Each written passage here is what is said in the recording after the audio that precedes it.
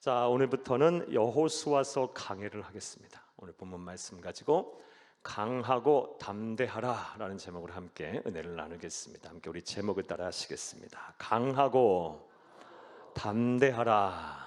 한 번 더 따라 하시겠습니다. 강하고 담대하라. 한 번 더 따라 합니다. 강하고 담대하라. 네, 고맙습니다. 감사드립니다. 우리는 지난 시간까지 민수기에 대한 말씀을 살펴보며 은혜를 나눴습니다. 민수기는 출애굽 2년째가 되는 해 시내산으로부터 시작해서 그로부터 38년이 지나서 광야 생활 38년을 하고 그리고 요단 동편 모압 평지에 이르기까지의 출애굽한 이스라엘 백성들의 여정에 대한 기록입니다. 가나안 땅 입성을 앞두고 요단강만 건너면 이제 가나안 땅인데 거기까지 하나님 인도하신 그 하나님의 은혜와 하나님의 사역 그리고 이스라엘 백성의 신앙에 대해서 기록한 말씀이 바로 민수기 말씀입니다. 그리고 오늘부터 시작되는 여호수아의 말씀은 이제 이 가나안 땅 입성을 이제 시작하는 말씀입니다. 요단강을 건너서 가나안 땅에 들어가 7년 동안 정복 전쟁을 하고 그리고 그 땅을 이제 정복한 이후에 각 지파에게 땅을 분배하고 그리고 그 백성을 이끌었던 가나안 정복 전쟁을 이끌었던 여호수아가 죽음을 앞두고 유언을 하고 또 권면을 하는 말씀에까지가 기록이 바로 여호수아의 말씀입니다. 제가 가만히 이렇게 한번 따져보니까 앞으로 한 1년은 해야 될 것 같아요. 앞으로 1년 동안 우리 여호수아의 말씀을 또 한 절 한 절 읽어가면서 하나님이 오늘 우리에게 주시는 은혜를 찾고자 합니다. 그의 시간 되기를 간절히 주의 이름으로 축복합니다. 자, 먼저 여호수아서에 대한 개관을 한번 간단하게 첫 시간이니까 해보겠습니다. 말씀드렸다시피 여호수아서는요 출애굽한 이스라엘 백성들이 요단강을 이제 건너서 가나안 땅에 들어간 이후부터 시작되는 말씀입니다. 이 구약 성경의 순서상으로 보면 6번째 말씀이고 구약 성경을 이렇게 내용별로 분류해 볼 때 역사서, 구약 성경엔 총 12권의 역사서가 있는데 그 12권의 역사서 중에서 최초로 등장하는 역사서라고 볼 수가 있습니다. 말씀드렸다시피 가나안 땅에 입성해서 7년간의 정복전쟁 그리고 정복전쟁 이후에 땅을 분배하는 과정 그 모든 이야기들 그 안에서 벌어지는 사건들 그리고 이 가나안 정복전쟁을 이끌었던 여호수아의 죽음을 앞둔 유언과 또 구별 메시지 그리고 죽음에 대한 기록이 바로 서술적으로 또 시간의 흐름상으로 이렇게 역사적으로 기록이 되어 있기에 구약 성경을 분류할 때 역사서라고 볼 수 있고 그 역사서 12권의 역사서 가운데 첫 번째 말씀이 여호수아서입니다. 자, 그렇다면 이 여호수아서의 기록자는 누구일까요? 당연히 저자는 성령 하나님이시고요. 기록자는 누구일까요? 이에 대해서 신학계가 의견이 분분한데 크게 오늘날 두 가지의 이런 해석이 있습니다. 첫 번째 해석은 카톨릭과 그리고 자유주의적인 신학적인 노선에 있으신 분들은 기록자가 모른다. 그리고 한두 명이 아니라 여러 사람들이 여러 전승되어 온 이 문서를 편집해서 주후 예수님 오시기 전 주전 약 400에서 500년 전에 편집한 책이 바로 여호수아서다라고 이렇게 주장을 하는 사람들이 많습니다. 오늘날 자유주의적인 신학 그리고 이 카톨릭에서는 이런 주장을 합니다. 문서 편집서를 주장합니다. 그런데 이런 정통 해석이 아니에요. 이것은 복음주의적인 해석이 아닙니다. 기독교 2000 역사를 통해서 그리고 오늘날 복음주의적인 그리고 우리가 믿는 제가 또 믿는 또 여러분이 믿기를 원하는 해석은요 이 여호수아서는 여호수아가 기록했다라고 보는 입장입니다. 이렇게 말할 수 있는 이유는 신뢰할 만한 유대 전승들이 한결같이 여호수아의 저작서를 인정하고 있습니다. 그리고 탈무드에도 보게 되면 유대 지혜서인 탈무드에 보게 되면 분명히 여호수아서는 여호수아가 기록을 했다라고 기록이 되어 있습니다. 혹자들은 말합니다. 여호수아서 24장 말씀을 보게 되면 여호수아의 장래와 죽음에 대한 기록도 있는데 어떻게 죽은 사람이 기록을 할 수 있느냐? 물론 이 말씀에 대해서 그렇게 해석을 할 수도 있어요. 그런데 이 탈무드도 이런 말도 기록도 남아 있어요. 여호수아서를 기록한 사람은 여호수아가 맞는데 이 여호수아의 죽음과 관련된 기록은 그 당시 대제사장이었던 엘르아살이 기록해서 첨부하였다라는 탈무드의 기록도 있습니다. 이렇게 이 정도 알아두시면 되겠습니다. 여호수아의 저자는 성령 하나님이시고 기록자는 누구다? 여호수아다라고 우리가 생각을 하시면 되겠습니다. 자, 그렇다면 이 기록자인 여호수아는 어떤 사람일까요? 여호수아는 잘 아시죠? 오늘 본문 말씀을 보게 되면 모세의 수종자였다라 그러는데 종이라고 보시 마시고 수종자는 여기서 부관을 말합니다. 참모를 말해요. 여호수아는 눈의 아들이었고 요셉 지파, 즉 요셉의 아들이었던 에브라임의 후손입니다. 여호수아의 원래 이름은요 호세아였습니다. 호세아의 뜻은 구원이라는 뜻입니다. 호세아. 그런데 민수기 13장 16절 말씀을 보게 되면 우리가 이미 살펴본 말씀입니다. 모세가 이 호세아, 여호수아의 본래 이름인 이 호세아를 여호수아로 바꾸어 부르게 됩니다. 우리 민수기서 13장 16절을 함께 보겠습니다. 이는 모세가 땅을 정탐하러 보낸 자들의 이름이라. 모세가 눈의 아들 호세아를 여호수아라 불렀더라. 아멘. 호세아가 무슨 뜻이었습니까? 구원하시다 이런 뜻이고요. 그럼 여호수아의 뜻은 뭘까요? 여호와 하나님이 구원이시다. 여호와는 구원이시다라는 뜻입니다. 그리고 이 여호수아는 히브리어고요. 이 히브리어인 여호수아를 헬라어로 부르게 되면 이 여호수아의 음가가 무엇일까요? 예수입니다. 예수. 여호수아의 뜻이 뭐다? 여호수아의 헬라어 이름이 뭐다? 예수. 예수님의 이름의 뜻이 무엇입니까? 이것도 한번 볼까요? 이거 모르시면 안 됩니다. 마태복음 1장 21절 함께 봅니다. 아들을 낳으리니 이름을 예수라 하라.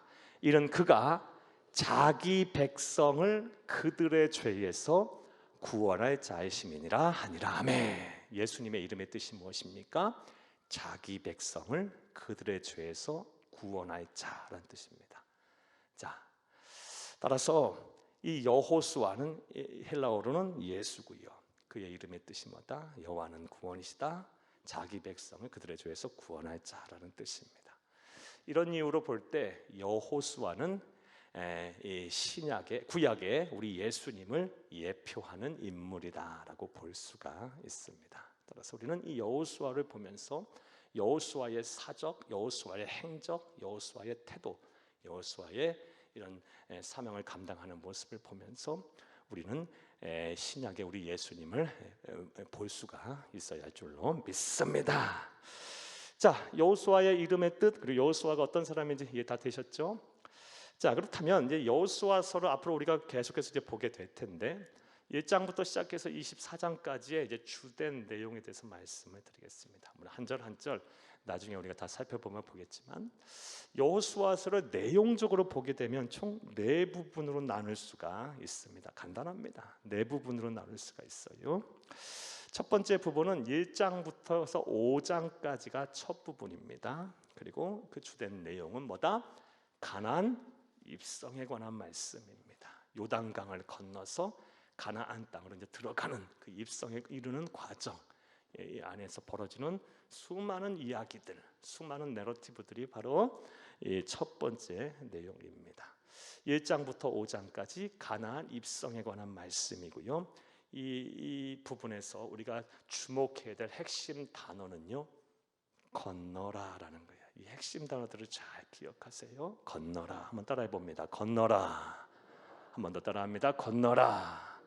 1장에서 5장까지에서의 핵심 단어는 건너라. 가나안 땅을 들어가라.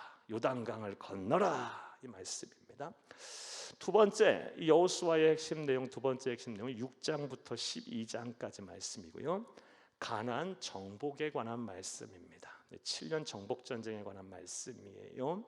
7년 동안 이 이스라엘 민족들이 어떻게 이 가나안 땅을 정복해 했는지 그 이야기들, 그 벌어지는 모든 사건에 대한 기록이 바로 6장부터 12장까지의 주된 내용입니다. 그리고 이 6장부터 12장까지에 나오는 내용 가운데 핵심 단어는 동사 하나로 말하면 취하라, 정복하라, 취하라라는 뜻입니다. 한번 따라합니다. 취하라, 취하라, 소유하라, 가져라, 내 것으로 삼아라, 정복하라, 이런 말씀입니다. 세 번째 내용은 이제 13장부터 21장까지 말씀인데요. 세 번째 내용 13장부터 21장까지의 내용은 이제 땅을 정복했으니 어떻게 해야 되겠습니까? 하나님께서 일찍이 우리 민수기서 우리 공부했듯이 두 번의 인구 조사를 통해, 특별히 두 번째 인구 조사를 통해서 하나님께서 어떻게 땅을 분배해야 될지 그 기준을 마련하셨어요. 인구 수대로 또 제비를 뽑아서 땅을 분배하고, 그리고 이 땅을 상속할 이 남편과 또 아버지가 아들이 없을 때는, 남자들이 없을 때는 딸들이 상속할 수 있다까지 말씀을 하시면서 이 땅을 어떻게 나눌 것인가에 대한 분배에 대한 지침을 우리 예수님 하나님께서 민수기서에서 이 말씀을 하셨어요. 그렇게 이런 기준을 가지고 이제 땅을 정복했으니 어떻게 해야 되겠습니까? 각 지파별로 분배를 해야겠죠. 그 내용이 바로 13장부터 21장까지의 말씀입니다. 그리고 이 13장부터 21장까지의 이 주된 내용을 동사로 한 단어로 하게 되면 나누라, 나누라, 나누라라는 뜻입니다. 따라해 보겠습니다. 나누라. 이 동사들을 잘 기억하세요. 예. 그리고 마지막 네 번째 주된 내용은 22장부터 24장까지인데, 모든 정복 전쟁을 끝난 이후, 땅 분배까지 끝난 이후에 이제 여호수아가 하나님 앞으로 갈 날이 가까이 와요. 죽을 날이 가까웁니다. 그때 이제 이스라엘의 모든 지파의 지도자들과 온 회중 앞에서 고별 설교를 합니다. 유언을 해요. 그 고별 설교와 유언에 관한 말씀, 여호수아의 권면과 죽음에 관한 말씀이 바로 22장부터 24장까지의 말씀입니다. 그리고 이 주된 내용을 한 단어, 한 동사로 하게 되면 섬겨라랍니다. 따라해 봅니다. 섬겨라. 이 네 가지 동사, 우리가 함께 따라 이 네 가지 동사를 통해서 우리는 여호수아를 전체 문맥을 짚을 수 있어요. 한번 따라해 보겠어요. 건너라, 취하라, 나누라, 섬겨라. 네, 주어와 목적어만 딱딱 집어넣어 버리면 돼요. 요단강을 건너라, 가나안 땅을 취하라, 정복한 땅을 나누어라, 여호와 하나님을 잘 섬겨라. 이게 바로 이 여호수아서의 주된 내용입니다. 여러분, 여호수아서가 좀 이해가 되셨습니까? 네 가지의 내용이 바로 1장부터 24장까지의 말씀입니다. 자, 세 번째로 이제 여호수아가 이제 우리에게 제시하고 있는 핵심 질문에 대해 생각을 해보겠어요. 하나님의 말씀은 세세무궁토록 변함이 없는 말씀입니다. 그리고 어느 시대든 어느 인종이든 어느 문화 속에서든 모든 사람에게 보편적으로 적용이 돼요. 이 성경은 참 보편성이 있어요. 그래서 진리인 거예요. 하나님 말씀인 거고요. 그러므로 이 여호수아서의 1차 수신자들은 분명 이 가나안 땅에 정복을 했던, 그리고 그 땅을 분배받았던 이스라엘 백성들일 거예요. 하지만 그들에게만 주신 말씀이 아니고 예수 오실 때까지 이 세상에 존재할 수많은 성도들을 향하여 다 주신 말씀이에요. 잽싸게 잡았으니까 놀라지 마세요. 네, 놀라지 마세요. 잘했어요, 저. 1장부터 24장까지 이 내용 하나하나가 예수 오실 때까지 이 세상에 존재할 모든 성도들에게 다 해당되는 말씀이에요. 따라서 이 말씀이 오늘날 우리에게 어떠한 의미가 있는지 항상 우리는 내 삶의 자리, 내 지금 현재 시대적인 그런 자리에서 이 말씀을 항상 우리는 살피고 적용을 해야 하는 겁니다. 이런 관점, 이런 의미에서 이 여호수아서가 제시하는 우리에게 핵심적인 질문이 뭘까요? 어떤 것을 우리가 깨닫고 또 교훈으로 삼기를 바랄까요? 뭘 중점적으로 보기를 원할까요? 첫 번째는 하나님은 누구이신가? 하나님은 어떤 분이신가를 끊임없이 우리는 질문을 하면서 여호수아서를 봐야 해요. 물론 이 하나님이 어떤 분이신가, 하나님이 누구이신가는 비단 이 여호수아서에만 적용되는 핵심 질문이라 볼 수는 없어요. 왜냐하면 창세기부터 시작해서 요한계시록에 이르기까지 일관성 있게 우리는 하나님이 누구신가에 대해서 집중하며 이 말씀을 봐야 돼요. 왜냐하면 이 하나님의 말씀이 성경이 그런 목적으로 쓰여졌거든요.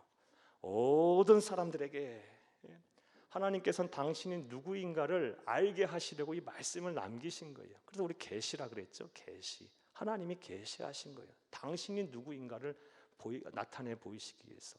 구약은 이스라엘이라는 그런 민족의 역사 속에 들어가셔서 당신이 누구인가를 계시하셨고, 그리고 이 예수님께서 이 세상에 오신 이후에는 전 세계적으로 복음이 확산돼요. 성령께서 그 사역을 역사하심으로 개입하셔서 교회의 시대를 열고 성경의 시대를 열고 성령의 시대를 여심으로 하나님은 당신이 어떤 분인가를 우리에게 나타내 보이셨어요. 사랑하는 여러분, 그러므로 우리는 성경을 볼 때 어느 성경 어느 구절을 보든 간에 하나님이 누구이신가, 하나님이 어떤 분이신가, 하나님이 나에게 어떤 분이신가, 나를 위해 어떤 일을 행하셨는가, 하나님이 지금 무엇을 하고 계신가를 계속해서 살피며 우리는 성경을 봐야 합니다. 그러면 오류 없이 성경을 볼 수 있어요. 그 하나님은 우리 주 예수님이시기도 하고요. 자, 사랑하는 여러분, 그러므로 이 여호수아서의 말씀을 보면서도 우리는 이 핵심 질문을 우리가 끊임없이 해야 돼요. 하나님이, 여호수아서에 나타난 하나님이 어떤 분이신가를 우리 봐야 합니다. 자, 그런데 여호수아서의 말씀을 보게 되면 그 하나님이 어떤 분이시라는 겁니까? 저 여러분에게 다 써드렸어요. 약속하신 것을 반드시 이루시는 어떤 분이시다? 신실하신 분이시다. 일찍이 아브라함을 부르시면서 땅을 바라보라, 하늘을 바라보라, 하늘의 별과 같이 땅의 티끌까지 내 자손이 많게 하게 될 것이다, 많게 될 것이다. 동서남북 좌우 위아래, 동서남북 그리고 가로 세로 위아래를 바라보라. 이 땅을 네가 받는 땅은 다 너에게 주리라 하신 그 이 하나님의 약속이 이제 다 이게 실현이 되는 과정이에요. 수많은 시간이 흘러서 약 500여 년이나 시간이 이른 뒤에 비로소 이 약속의 말씀이 이제 성취가 되는 겁니다. 사랑하는 여러분, 이것을 통해서 하나님은 어떤 분이시다? 약속하신 것은 반드시 이루시는 분이시다. 그 하나님이 누구의 하나님이시다?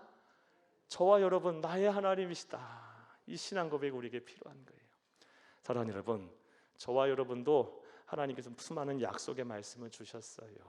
그리고 지금 우리도 오늘 또 약속의 말씀을 들을 거예요. 이 약속의 말씀 반드시 이루어질 거예요. 사랑하는 여러분, 하나님은 영원 속에 계시는 분이죠. 그리고 우리는 잘 살아야 100년을 살아. 이렇게 50년 저렇게 50년. 자, 그렇다면 설령 내 시대에 내 나를 통해서 그 일이 안 이루어진다면 내 자녀, 내 후손을 통해서 이루어질 수 있는 거예요. 하나님은 영원 속에 계시니까. 그렇다면 당장 내 모든 일들이 이루어지지 않는다고 해서, 그리고 이제 세월이 많이 흘러서 내가 연로해졌는데, 나이가 많아 늙었는데, 하나님 나라 갈 때가 가까웠는데 무슨 나를 통해서 뜻을 이루시겠냐? 그러면 낙심할 필요 전혀 없어요. 물론 그런 순간에도 하나님은 일하실 수도 있지만 설령 내가 아니면 내 자녀, 내 후손들을 통해서 일하실 수도 있는 거예요. 그러므로 우리가 해야 할 일은 늘 감사와 찬송뿐인 거예요. 그리고 하나님의 약속의 말씀을 의심하지 마세요. 하나님은 어떤 분이시다? 약속하신 것을 반드시 지키시는 신실하신 분이시다. 여호수아의 말씀을 통해서 우리는 이런 하나님을 반드시 봐야 합니다. 할렐루야. 또 하나님 어떤 분이실까요? 여호수아의 말씀에 나타난 하나님은 어떤 분이실까요? 하나님은 하나님의 백성을 반드시 지키시는 분이시다. 책임지시는 분이시다. 심지어 편에 가깝게 사랑하시면서 막 이 사랑하는 여러분, 가나안 땅에 들어가서 정복 전쟁을 하는 가운데 하나님의 백성을 위해서 이 가나안 땅의 원주민들은 막 무참히 살해가 되고요, 또 막 쫓겨나기도 해요. 우리가 이런 말씀을 보면서 하나님은 불공평하다, 하나님은 불의하시다 이렇게 판단해서는 안 된다고 말씀을 드렸죠. 다 하나님의 뜻과 하나님의 섭리가 있어요. 그러나 우리가 그런 가운데서 우리가 봐야 할 것은 하나님은 항상 선하시고 하나님은 오르신 분이시니까 그런 가운데 특별히 우리가 봐야 할 것은 그런 가운데서도 우리가 놓쳐서야 안 되는 진리는 하나님은 자기 백성을 사랑하시고 책임지신다라는 말씀이에요. 사랑하는 여러분, 저와 여러분을 향해 그 하나님의 사랑이 지금 향해 있어요. 이걸 잊지 마세요. 하나님 여러분, 예수 안에서 망하는 법이란 없습니다. 지금 당장 힘들고 어려울 수 있어요. 뜻한 대로 안 될 수도 있어요. 너무 낙심하지 마세요. 세월이 지나고 때가 되면 하나님은 가장 선한 길로 인도하셔요. 그리고 이미 하시고 계세요. 이것을 잊지 않는 저와 여러분 되기를 간절히 주의 이름으로 축복합니다. 자, 여호수아를 우리가 서서히 읽고 보면서 공부하면서 우리가 우리 스스로에게 날마다 질문해야 될 질문이 무엇입니까? 첫 번째 질문은 하나님은 어떤 분이실까? 하나님은 누구이신가?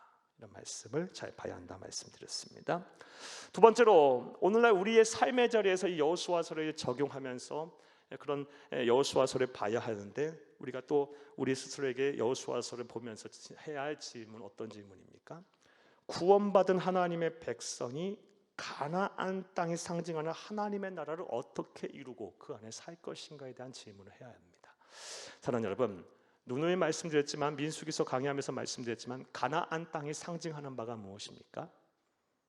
하나님의 나라예요. 하나님의 나라. 그리고 이 출애굽한 이스라엘 백성, 가나안 땅에 들어갈 백성들은 오늘날 저와 여러분들을 말해요. 예수를 그리스도 믿어 본향인 천국을 가야 하는 그 오랜 순례의 길을 걸어가야 하는 그 하나님의 백성들을 말해요. 그리고 이 땅에 하나님의 나라를 이루어야 할 우리 그리스도인들이 바로 출애굽한 이스라엘 백성들을 말해요. 사랑하는 여러분, 그냥 구약의 사건, 구약의 이스라엘 백성, 구약의 역사하셨던 하나님은 당시 그때 하나님이시고 그 이스라엘 백성들만의 역사라고 치부하면 안 돼요. 그러면 구약의 말씀 우리하고 전혀 상관없는 관계가 되는 거예요.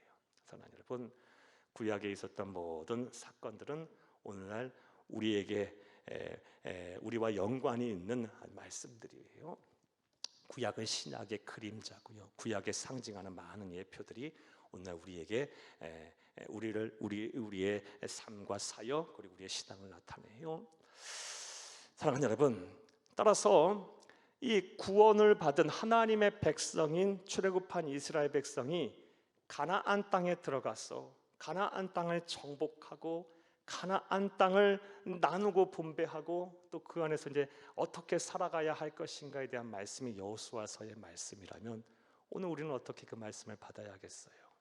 구원받은 우리가 이 세상을 사는 동안 하나님의 나라를 어떻게 이루고 그 하나님의 나라 속에서 우리가 어떻게 살아야 하는지에 대한 질문을 우리는 끊임없이 해야 합니다. 그러면서 이 하나님의 말씀인 여호수아서를 보면 우리가 제대로 볼 수 있어요.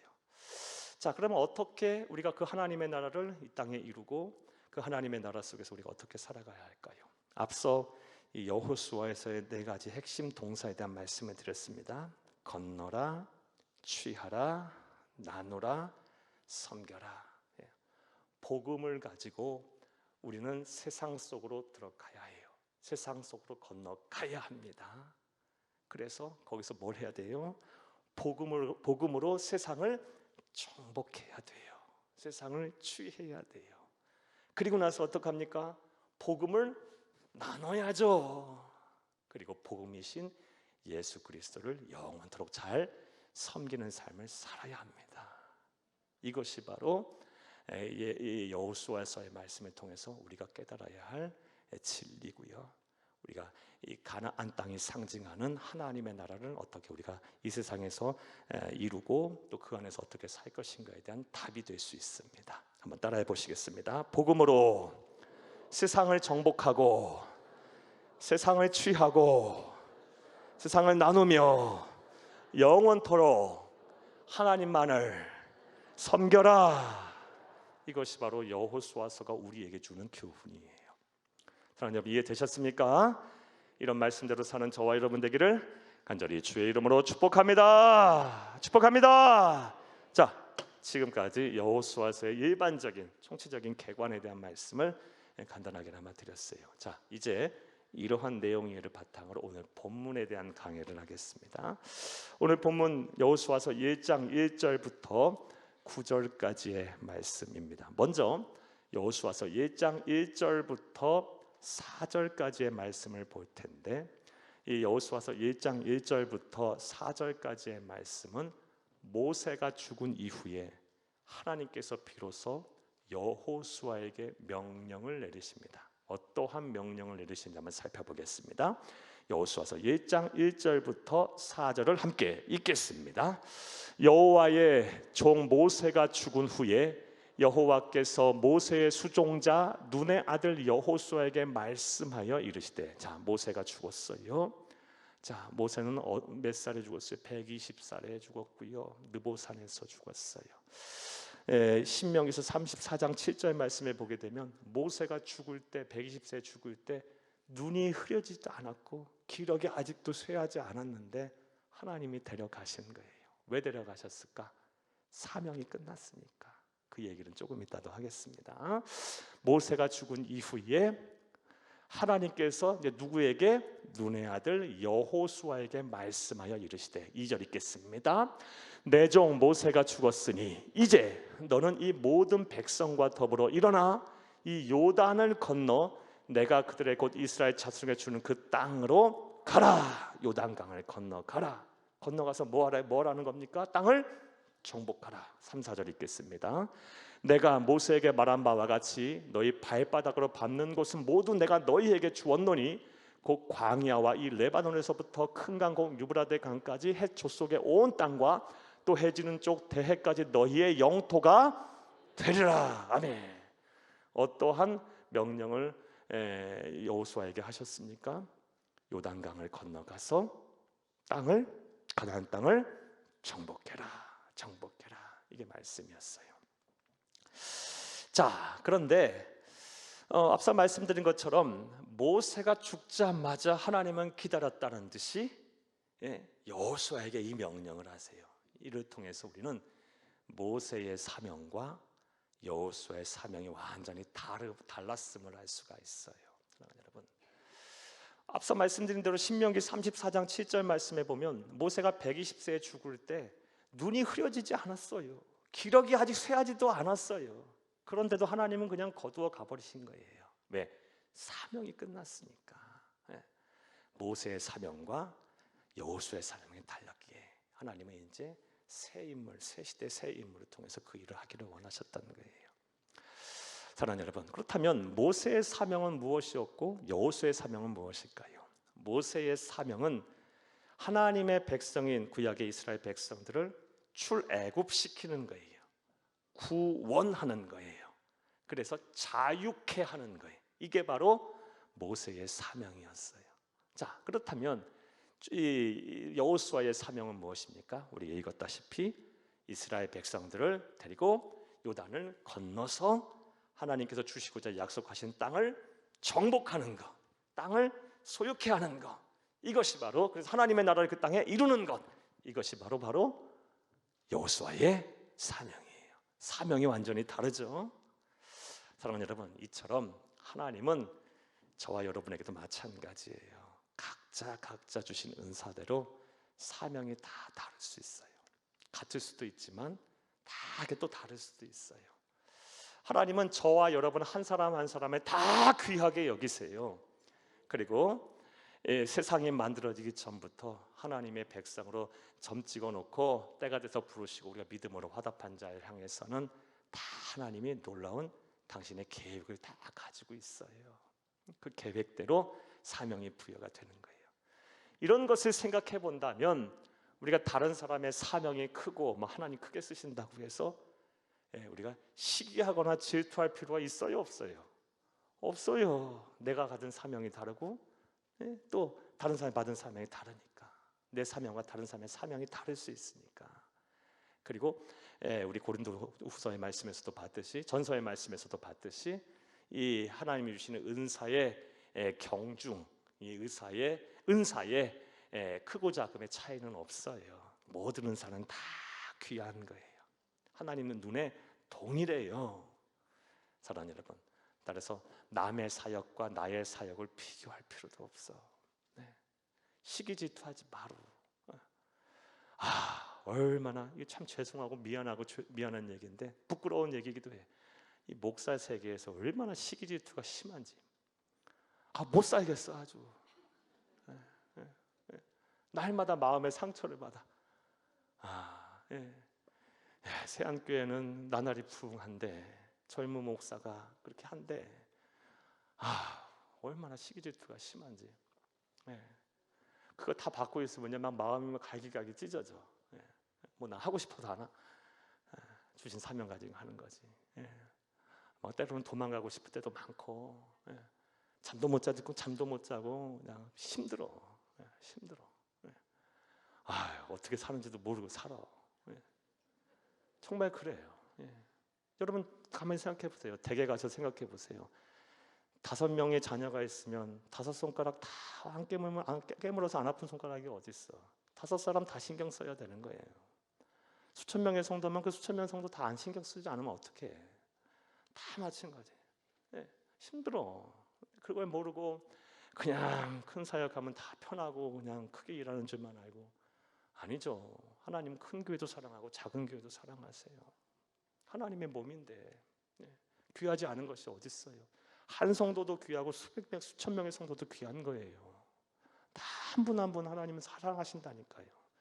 사명이 다르고요, 사역이 달라요. 비교할 필요도 없고 주신 은혜에 감사하면 되는 거예요. 그리고 시기 질투하지 말아야 돼. 그리고 하나님께서 더 큰 사역자의 자리로 맡기셨다면 그 은혜에 감사하며 그 은혜에 보답하기 위해서 더 몸부림치면서 그 책임 감당하게 노력해야지. 그러면 되는 거지. 그렇죠? 저와 여러분도 그렇게 살아야 할 줄로 믿습니다. 하나님이 주신 사명은 달랐어요. 모세 아직 팔팔해요. 아직 더 힘이 있어요. 눈도 흐려지지 않고 기력이 아직 쇠하지도 않았는데 120살에 그냥 거두어 가버리셔서 넌 여기까지다. 그리고 이제부터 가나안 땅을 정복하고 분배하고 그 땅에 하나님의 나라를 이루는 것은 너의 후계자인 여호수아의 몫이다. 사명이 달라서 다름을 알 수가 있어요. 자, 이런저런 믿는 저와 여러분들에게 간절히 바랍니다. 여러분 각자 주신 사명을 귀하게 여기세요. 그리고 그 사명에 최선을 다해 감당하세요. 감사하세요. 이 은혜가 저와 여러분 가운데 함께하기를 바랍니다. 할렐루야. 자, 하나님께서는 모세의 종 눈의 아들 여호수아에게 요단강을 건너서 가나안 땅을 정복하라라는 말씀을 주셨어요. 명령하셨어요. 대단한 사명이죠. 그런데 이 눈의 아들 여호수아에게 이런 명령을 하시기까지, 이런 사명을 주시기까지 하나님께서는 이 여호수아를 그냥 내버려 두지 않으셨어요. 그동안 수도 없이 훈련시키셨고요, 준비시켰고요, 때로는 막 고통의 자리에 내몰기도 하셨어요. 사랑하는 여러분, 이를 통해서 우리는 하나님은 어떤 분이시다, 하나님이 쓰시고자 하는 사람을 향해서는요, 하나님께서 그냥 쓰시지 않아요. 그냥 대책 없이 명령만 하시는 분이 아닙니다. 준비시키세요. 훈련시키세요. 하나님은 이런 분이세요. 여호수아가 받은 훈련에 대해서 한번 생각을 해보겠습니다. 우리 읽지는 않을게요. 본문이 기니까요.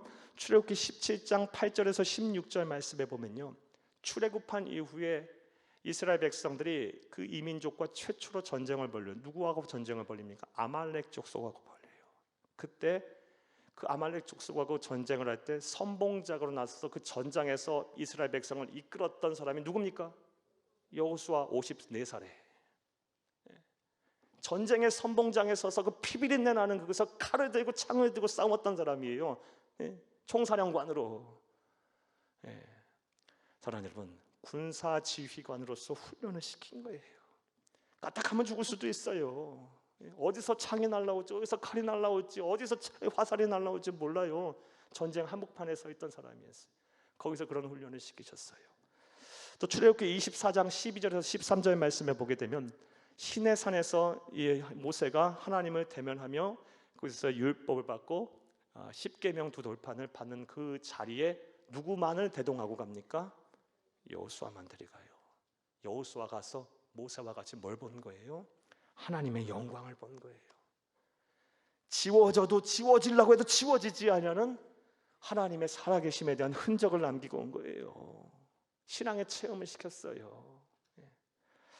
또 출애굽기 33장 7절에서 11절 말씀에 보게 되면 하나님께서 회막에서 이 모세와 여호수아를 함께 서게 하시고요, 모세는 되돌아가게 하였지만 여호수아는 그 자리에 계속 남게 하셨어요. 회막에서 계속 남게 하셨어요. 회막은 뭐 하는 곳입니까? 하나님 앞에 제사 드리는 거예요. 예배 드리는 거예요. 그것에 수많은 하나님 말씀에 대한 율법과 규례, 이런 것들이 다 그 안에 지켜져야만 되는 거예요. 회막에서 봉사하게 함으로, 회막에서 거하게 함으로 그 모든 율법과 규례들을 훈련시킨 거예요. 준비시킨 거예요. 하나하나 다 보고 배우게 하신 거예요. 오랜 시간 동안요. 그리고 민수기서 13장 18절 말씀에 보면 우리 잘 아는 가데스 바네아에서 40일 동안 12지파에 한 사람씩 뽑아 정탐을 보내죠. 그때 에브라임 지파에서 누가 나가요? 여호수아가 그 땅을 정탐케 함으로 그 땅이 장차 취해야 될 땅이 어떤 땅인지를 알게 하셨고 국제 정세에 대한 눈도 트이게 하신 거예요. 이처럼 하나님은 하나님께서 쓰시고자 하는 사람한테는요, 준비를 시키세요. 훈련을 시키세요. 그런 하나님이 그냥 대책 없이 명령만 내리시는 분이 아니에요. 따라서 이렇게 생각도 해볼 수 있어요. 하나님이 지금 나에게 사명을 맡기셨다, 어떤 직을 맡기셨다, 교회에서 여러분을 위해서 하나님께서 여러분을 쓰신다고 할 때는요, 나 준비 하나도 안 됐어요. 물론 준비 안 될 수 있어요. 그건 자기 생각이야. 하나님은 그런 분이 아니라니까. 어떤 식으로든 간에 훈련을 시켜왔던 거니까 감당할 만하니까 시키는 거예요. 여러분 이해되셨습니까? 그럼 맡은 자에 구할 것은 충성이고요, 또 그런 부르심 앞에 우리가 해야 할 일은 무엇입니까? 순종이죠. 그렇죠? 자, 이것을 온전히 믿는 저와 여러분 되기를 간절히 주의 이름으로 축복합니다. 자, 그런데 때로는 이 하나님의 준비하심, 준비시키심, 그리고 훈련이요, 달콤하지만은 않아. 그리고 편안하지도 않아. 하나님이 당신의 사람으로 만들어 갈 때 이 시키는 훈련이요, 참 때로는요 힘들어요, 고통스러워요, 그리고 참 괴로워요. 사랑하님, 여호수아 한번 생각해 보세요. 전장에 서 있었어요. 한복판에 사람이 죽고 죽이는 그 현장판에 있었어요. 그 아비규환의 현장에 있었어요. 얼마나 힘들었겠어요. 얼마나 죽을 고비를 넘겼겠어요. 정탐꾼으로 나섰어도 거기서도 40일 동안 보고 들은 것들은 다 말하는 자리에서 여호수아와 갈렙을 제외하고는 다른 사람들은 다 다른 보고를 해요. 부정적인 보고를 해요. 그걸로 인해서 온 이 회중들이, 가데스 바네아에 모였던 회중들이 울음바다가 됐고, 그 회중들이 여호수아와 갈렙을 막 죽이려고 했어요. 그런 생명의 위협도 느껴야 했고요. 얼마나 좌절했겠어요. 그 자리에서 막 옷을 찢고 둥글며 안 된다 막 그러잖아요. 그게 상심하고 막 그런 거예요. 숱한 실패, 좌절, 낙심, 또 그런 절망, 막 이런 것을 막 그런 산장으로 밀어 넣으시면서 하나님은 때로는 하나님의 사람으로 준비시키고 그렇게 만들어 가세요. 그러므로 지금 하나님의 이 준비시키심, 하나님의 훈련을 받고 계신다 생각이 된다면요, 잘 참고 견디세요. 잘 견뎌내세요. 누구는 막 질병으로 고통을 받고, 누구는 막 경제적인 어려움, 누구는 막 실패, 진학의 실패, 뭐 취업의 실패, 뭐 결혼의 실패, 뭐 가정의 불화, 사람과의 관계에서의 어려움, 이거에 너무 일희일비하지 마세요. 죄송하지만 제 얘기 좀 더 드려야 되겠네요. 오늘은 제 얘기를 많이 해서 죄송합니다. 말씀을 묵상하면서 오늘날 제가 이 자리까지 서기까지 그래도 하나님께서 어떤 준비를 시켰는가 가만히 생각해 보니까 정말 힘들고 어려웠던 순간들이 많았어요. 제가 처음부터 목사 되려고 이 목사의 길을 걸었던 사람이 아니고, 공부 열심히 잘하다가 중간에 막 음악하는 과정도 쉽지 않았고, 여러 번 막 좌절도 막 낙심도 했고, 여러분 막 안 되는 것 같아갖고 막 해도 안 되는 것 같은 느낌이 들어서 막 벽에 부딪힌 때도 한두 번이 아니었고, 나름대로 인정도 받고 그런 때도 있었는데, 그런 과정에서 또 하나님은 너네도 막 순간적으로 꺾으셔서 목사가 되게 하셨고, 목사가 되는 과정에서도 그랬고 목사가 된 이후에서도 그랬고 막 수많은 것을 포기하게 하셨고 내려놓게 하셨고 막 상심하게 하셨고 막 상처 입게 하셨고 또 그래도 철이 없어서 그 철 깨닫지 못하니까 막 혈액암에 걸려서 막 죽을 고비까지 넘기게 하시고 막 그런 과정을 통해서 그래도 요만큼 만들어 놓으신 것 같아요. 사랑하는 여러분, 말씀을 준비하면서 가만히 저의 길지 않은 이런 어찌 보면 참 부끄러운 이런 인생사를 간단히 말씀드렸는데 생각해 보니까요, 그런 가운데서 깨닫게 된 진리가 두 가지가 있어요. 하나님은 하나님의 백성을 절대 버리지 않는다. 하나님은 반드시 책임지신다. 그리고 하나님은 반드시 선하시기에 하나님은 때가 되면 반드시 그 하나님의 백성을 준비시킨 그 하나님의 백성을 쓰신다. 이걸 깨닫게 됐고요. 그리고 안 되면 더 잘 되게 하는 하나님이 계신다. 이 진리를 깨닫게 됐어요. 사랑하는 여러분, 예수 안에서 망하는 법에는 없습니다. 지금 당장 뭐가 안 보인다고 해서 낙심하지 마세요. 일일비하지 마세요. 웃긴 얘기예요, 그건. 사랑하는 여러분, 하나님이 쓰실 거예요. 반드시 그럴 거예요. 그리고 안 되면 더 잘 되게 하시는 하나님이 계신 줄 믿기를 간절히 주의 이름으로 부탁합니다. 부탁합니다. 우리가 이런 것들을 생각하게 되면 우리가 지금 당하는 고난, 이 하나님의 준비시키심, 하나님의 훈련이 비록 고달프고 힘들다, 힘이 든다 할지라도 이런 모든 것들이 아름다울 거예요. 여러분, 이와 관련한 말씀을 보겠습니다. 베드로전서 2장 19절에서 20절을 함께 보겠습니다. 부당하게 고난을 받아도 하나님을 생각하고 슬픔을 참으면 이는 아름다우나 죄가 있어 매를 맞고 참으면 무슨 칭찬이 있으리요. 그러나 선을 행함으로 고난을 받고 참으면 이는 하나님 앞에 아름다우니라. 아멘. 선을 행함으로 고난을 받고 하나님의 준비시킴 속에 있어서 하나님의 연단과 하나님의 훈련의 과정 속에서 힘들고 어려워도 잘 참고 견디면 어떻다? 하나님 보시기에 아름답다 이렇게 보신답니다. 사랑하는 여러분, 이런 것들 잘 말씀을 여러분의 말씀으로 잘 마음에 새기시고 지금 하나님의 준비시키심, 하나님의 훈련, 하나님의 연단의 과정을 잘 통과하는 귀하고 복된 성도님 다 되시기를 간절히 주의 이름으로 축복합니다. 자, 1절에서 4절까지 하나님께서 모세가 죽자 여호수아에게 하신 명령은요, 요단강을 건너가라, 그리고 가나안 땅을 정복해라, 이 말씀이었어요. 자, 이런 말씀을 들은 여호수아 어떤 마음이 들었을까요? 두렵고 떨렸겠죠. 매우 두려웠을 거예요. 그 양 어깨에 최소 200만 명, 300만 명 넘는다는 사람하고 해석하는 사람도 있고 최소 200만 명에 되는 사람의 생사가 왔다 갔다 해요. 사랑하는 여러분, 얼마나 두렵고 힘들었겠어요. 사랑, 이를 통해서 우리는 다음 같은 사실도 알 수 있어요. 여호수아와 같이 오랜 시간 동안 준비가 되고 훈련을 받은, 그리고 모세 옆에서 그 많은 일들을 감당했던, 그리고 하나님의 영광, 하나님의 살아계심을 눈으로 체험한 그런 영적인 거장도 두려워해요. 힘들어해요. 우리 하물며 우리 같은 범인들이 어떻겠어요? 살다 보면 두려움이 있어요. 자, 그런데 하나님은 이렇게 사명을 맡기시고 또 그 사명 앞에서 두려워하는 성도들을 향해서, 여호수아를 향해서 그냥 내버려 두지 않으세요. 참, 오늘 말씀을 보게 되면 하나님은 정말 사랑이세요. 두려워하는 이 여호수아를 향해서 하나님은 말씀하세요.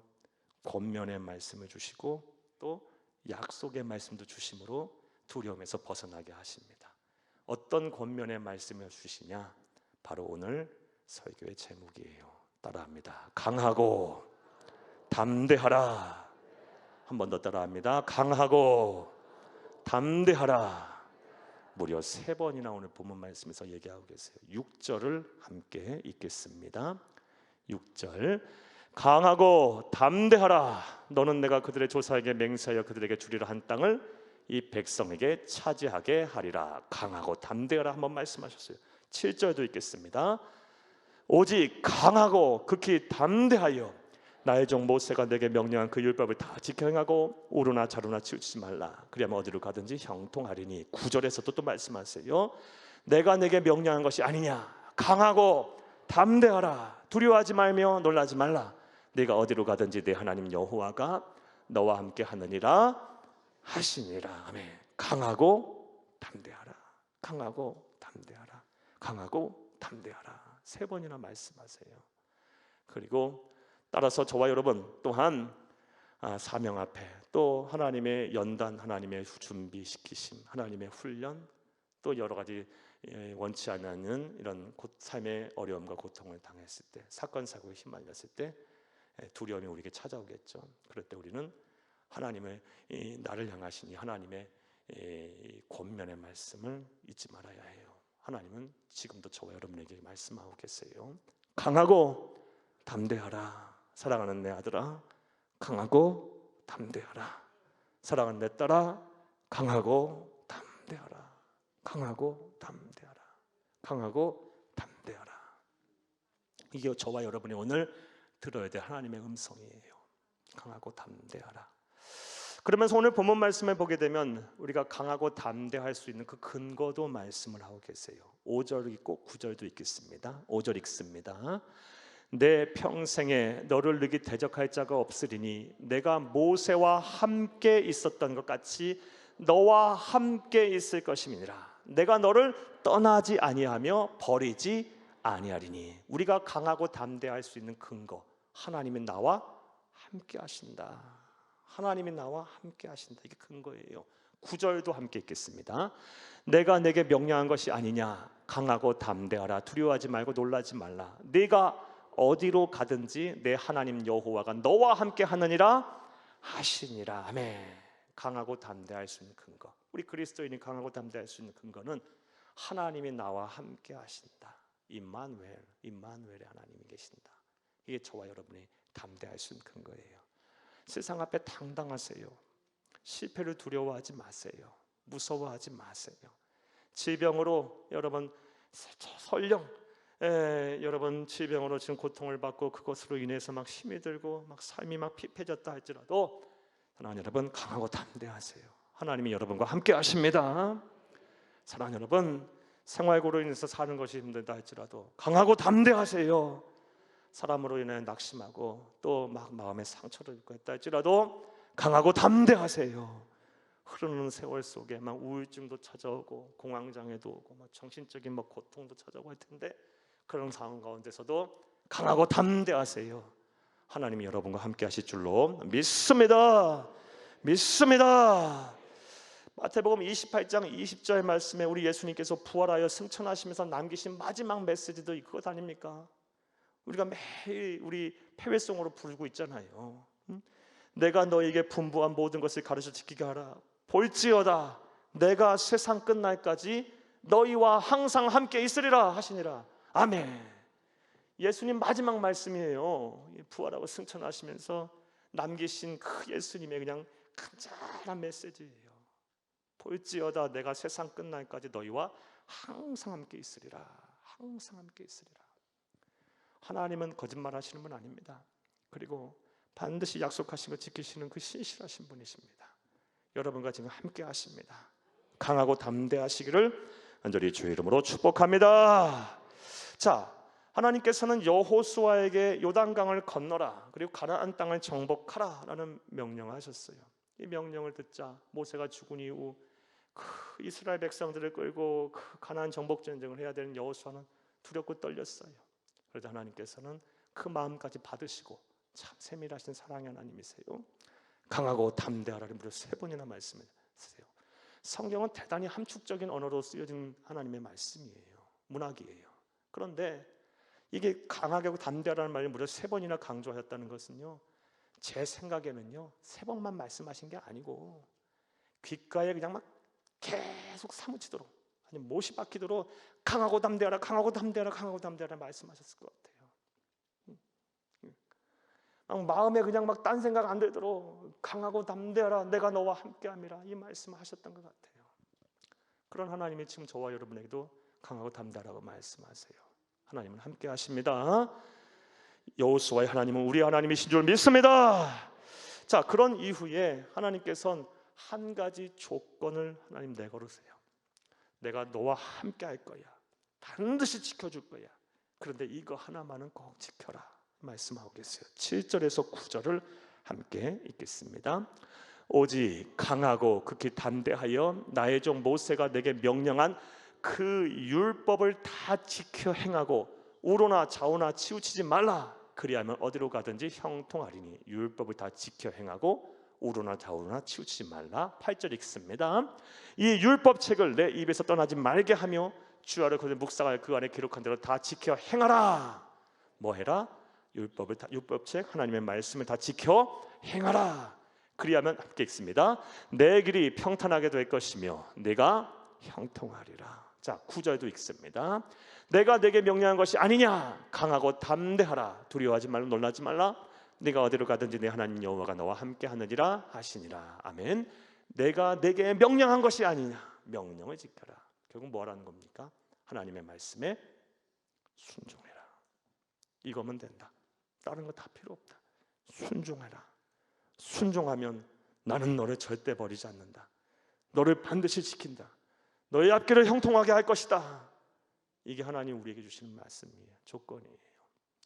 사랑하는 여러분, 정말 성경은요, 창세기부터 요한계시록까지 순종하는 자가 복을 받는다는 말씀을 계속 하고 계세요. 그리고 우리가 본받고 따라야 될 거의 모든 인물, 전부는요 다 순종의 사람이었어요. 무엇보다 우리 주 예수님이 순종의 사람이셨잖아요. 죽기까지 순종하셨잖아요. 사랑하는 여러분, 저와 여러분이 그러면 어떻게 세상을 살아야 하는지, 어떻게 우리가 가야 할 약속의 땅인 본향인 천국을 향해 나아가야 하는지, 또 이 하나님의 나라 이 땅에 이루어야 될 사명이 있는 우리들인데 어떻게 그 하나님 나라 이 땅에 이루고 그 하나님 나라 속에 우리가 어떻게 살아야 하는지에 대한 답이 나와요. 하나님의 말씀에 순종하는 거예요. 순종하는 자가 땅을 기업으로 받아요. 순종하는 자가 복을 받습니다. 결국 순종하는 자가 하나님이 쓰세요. 하나님의 말씀에 순종하시는 여러분들 다 되기를 간절히 주의 이름으로 축복합니다. 말씀 맺겠습니다. 자, 오늘부터 이제 여호수아서에 대한 여정이 시작됐습니다. 여호수아서는 요단강을 건너 가나안 땅을 들어가서 가나안 땅을 정복하고 그 땅을 분배한 후에 그 땅을 정복하게 이끌었던 여호수아가 죽음에 이르면서 남긴 유언의 메시지가 담겨 있는 그런 역사적인 사건에 대한 기록에 대한 말씀이에요. 우리는 이 말씀을 통해서 우리가 하나님은 신실하신 분이시고 당신의 백성을 끝까지 책임지시는 분이심을 우리가 볼 수 있고요. 그리고 우리가 복음으로 가지고 우리 또한 우리가 가야 할 가나안 땅인 하나님의 나라를 이 땅에 이루어야 하고, 우리가 복음을 그곳에 전해서 많은 영혼들을 구원해야 하며, 또 이 복음을 가지고 복음을 세상에 나눔으로 죽음에서 얻어기는 사람을 다시 생명으로 옮겨야 하며, 그리고 우리가 복음으로 우리가 이 세상에 살면서 복음이신 예수님을 잘 섬기는 일을 해야 함을 우리가 말씀을 통해 들었습니다. 사랑하는 여러분, 이러한 삶을 살려면 참 때로는 힘이 들고 어려워요. 그리고 하나님은 그런 자리에 우리를 세우기까지 때로는 훈련도 시키시고 준비도 시키세요. 그리고 그 훈련이 그렇게 달콤하지만은 않아요. 정말 힘이 들고 고통스러울 수도 있고 치욕스러울 수도 있고 부끄러울 수도 있어요. 시간이 걸릴 수도 있고요, 몸이 막 상할 수도 있어요. 마음도 아플 수도 있어요. 자, 그럼에도 그런 훈련의 과정을 잘 통과하세요. 잘 이겨내세요. 하나님은 그런 훈련의 과정에 있는 우리들에게 말씀하세요. 강하고 담대하라. 내가 너와 함께함이라. 할렐루야, 할렐루야, 할렐루야.